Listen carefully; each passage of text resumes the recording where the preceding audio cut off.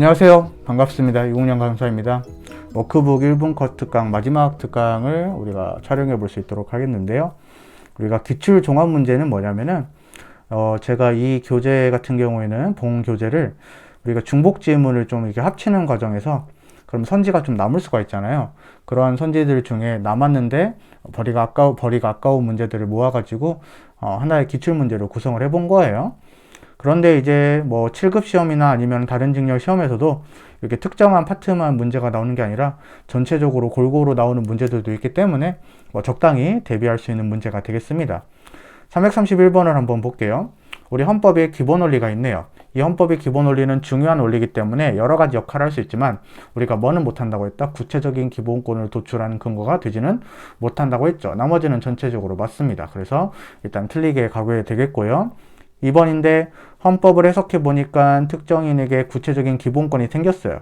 그럼 국가가 보호를 해줘야 되겠죠? 근데 입법자가 아무것도 안 한다면은 그 사람의 기본권이 무시가 되겠죠? 그래서 이런 경우에는 입법자에게 입법 의무가 인정이 된다. 만약에 입법하지 않으면 기본권을 침해할 수 있습니다. 3번인데 이 외국인의 입국에 관한 사항 같은 경우에는 입법 형성권이 좀 넓겠죠. 그래서 광범위한 입법 정책의 여력이기 때문에 자의금지 원칙을 쓰면 되겠습니다. 그래서 맞는 질문이고 4번인데 우리가 용의자에 대해서 긴급보호를 위해서 주거에 들어간 것이라면은 긴급보호가 적법한 이상 주거의 자유를 침해한 것이라고 볼 수는 없다. 맞는 질문이 되겠다. 그래서 답은 1번이 되겠죠. 332번인데요. 우리 경찰 시험에서 나왔던 질문입니다. 바로 절도범이 체포를 면탈할 목적으로 폭행 협박하는 것을 중강도로 처벌하는데 안타깝게도 우리가 중강도가 위헌이 됐다는 소식은 못 들었죠. 여전히 합헌입니다. 그래서 과잉금지 원칙이 위배된다라는 것은 틀린 질문이다. 네, 그래서 질문이 틀렸고, 자, 니은인데요. 단체 이름으로 또는 단체와 관련된 자금으로 정치 자금을 기부하는 것을 금지하는 것은 왜 헌법에 위배되지 않냐면은, 예를 들어서 여러분들 지금 항상 대통령 선거 시즌인데 대통령 후보자한테 어떠한 회사가 여러분들 정치 자금을 준다고 생각을 해보세요. 약간 정경유착이라든지 이런 문제가 생길 수가 있겠죠. 그래서 우리가 개인이 사람이만이 우리가 뭐 할 수 있다? 정치 자금을 기부할 수 있습니다. 그래서 이것은 헌법이 위배되지 않으니까 우리가 틀린 질문으로 또 표시할 수 있겠죠. 디귿인데 우리가 직사살수행위 해가지고 뭐 돌아가신 그분 판례입니다. 그래서 부득이 직사살수를 하는 경우에도 구체적인 상황에서 필요한 범위 내로 조절해야 된다. 뭐 맞는 질문이겠고요. 리얼인데 뭐 셧다운제는 헌법 위배되지 않죠. 그래서 이런 것들을 과잉금지 원칙을 위배되는지 심사할 때는 뭐 다양한 사정들을 고려해야 된다.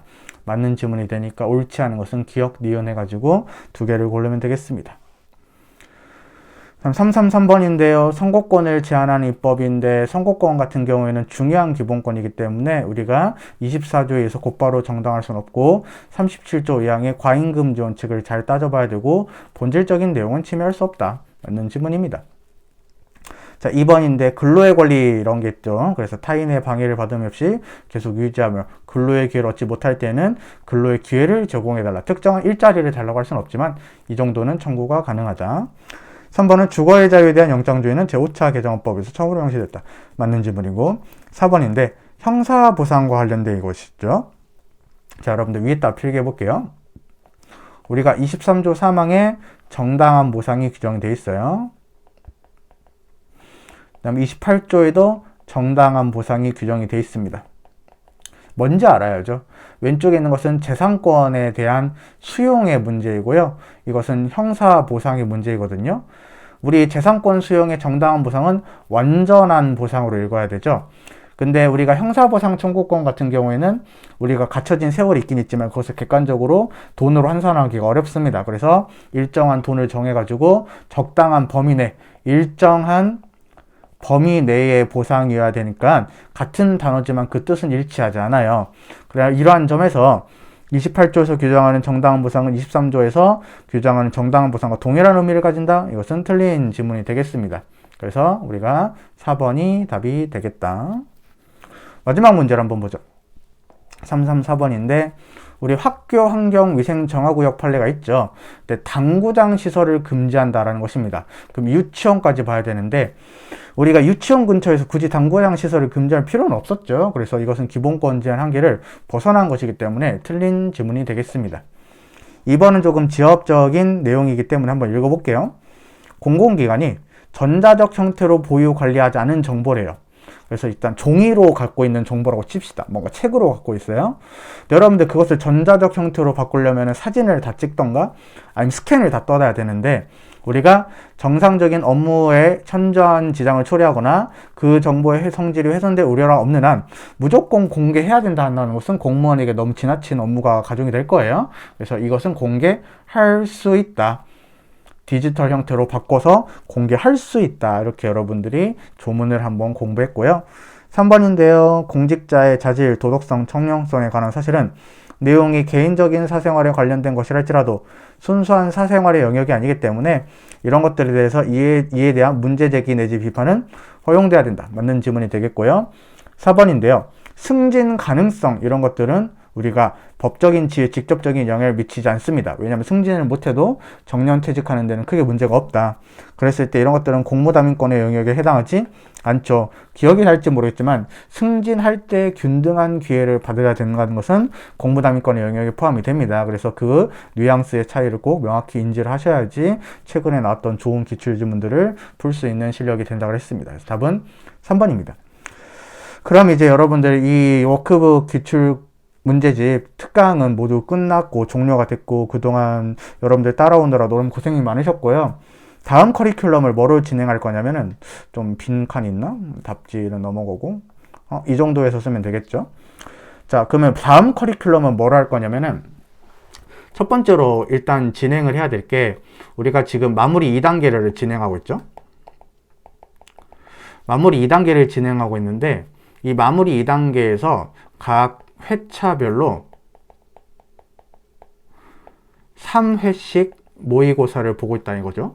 근데 각 회차별로 1회는 해설 강의가 정규 강의로 이루어지는데 3번째 시험, 세 번째 시험 같은 경우에는 해설지만 나눠지고 그 다음에 강의가 별도로 없다는 것이죠. 왜냐하면 찍을 시간이 이제 물리적으로 부족하니까. 그랬을 때 요거를 여러분들이 이제 다음 커리큘럼, 이 유튜브 커리큘럼으로 컨텐츠로 이거를 이제 해설할 수 있는 강의를 올리려고 합니다. 그래서 딱히 시험지가 있으면 좋고 여러분들 다 풀어보시고 6번에 걸쳐서 우리가 제공이 되겠죠. 왜냐면은 이 마무리 2단계가 총 6번이니까. 그래서 각 회차의 세 번째 어떠한 시험 같은 경우에는 딱히 정규 해설 강의가 없기 때문에 이 유튜브 컨텐츠를 이용해 가지고 올릴 수 있도록 하겠고요. 그 다음에 뭐 지금 여러분들이 워크북 1분 컷 특강을 들었듯이 뭐 별도의 교재가 딱히 없어도 편하게 들을 수 있을 것 같아요. 그래서 쉬운 문제는 굳이 해설을 꼼꼼하게 하진 않고 이런 것이 있다라고 언급만 해드리고 어려운 문제 같은 경우를 제가 조금 꼼꼼하게 해설을 해서 도움이 될 수 있도록 하겠습니다. 그렇지만 모든 문제를 다 여기서 해설할 수는 없어요. 학원 컨텐츠의 문제이기 때문에 불가능한 것을 저한테 요구하시면 안 됩니다. 그래서 다음 커리큘럼은 아마 우리가 3회차 해설지 마무리 2단계 3, 6, 9, 12, 15, 18회차를 우리가 해설을 할 텐데 유튜브를 통해서 3회차를 가지고 해설을 할 겁니다. 그래서 그렇게 도움이 되실 수 있었으면 좋겠습니다. 지금까지 여러분들 이렇게 기출문제집 워크북 열심히 진행을 해봤는데 도움이 되셨을지는 잘 모르겠지만 합격에 이를 수 있도록 최선을 다해서 컨텐츠를 해봤는데 여러분들이 도움을 많이 얻으셔서 꼭 좋은 합격의 기회를 얻으신 다음에 저에게 제 생각이 한번 났으면 좋겠습니다. 네. 그러면 뭐 감정적으로 말씀드리기 좀 그러니까 부끄러우니까 햇빛이 너무 쨍쨍 비치고 있어가지고 감정적인 것은 이만 얘기로 하고 여기서 워크북 1분 컷 특강은 마무리 지을 수 있도록 하겠습니다. 그동안 고생 많으셨어요. 고맙습니다.